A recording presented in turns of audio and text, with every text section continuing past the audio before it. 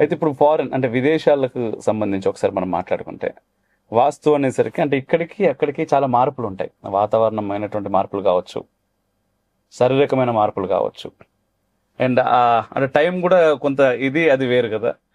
ఈ వాస్తుని ఎలా చూడవచ్చు అక్కడికి వచ్చేసరికి?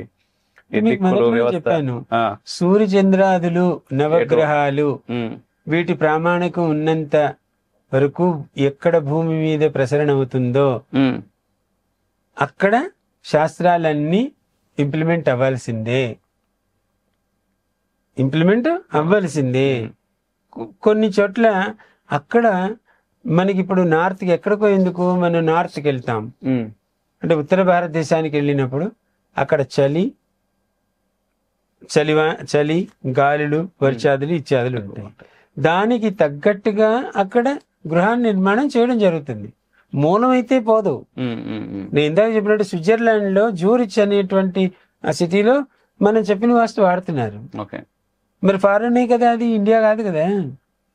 అన్ని చోట్ల ఎక్కడైతే భూస్పర్శ ఉండి నవగ్రహాల యొక్క వీక్షణ ఉన్నదో అక్కడ ఖచ్చితంగా శాస్త్రాన్ని అవలంబించడం ఉత్తమం. ఓకే. ఇది అన్ని చోట్ల పనిచేస్తుంది.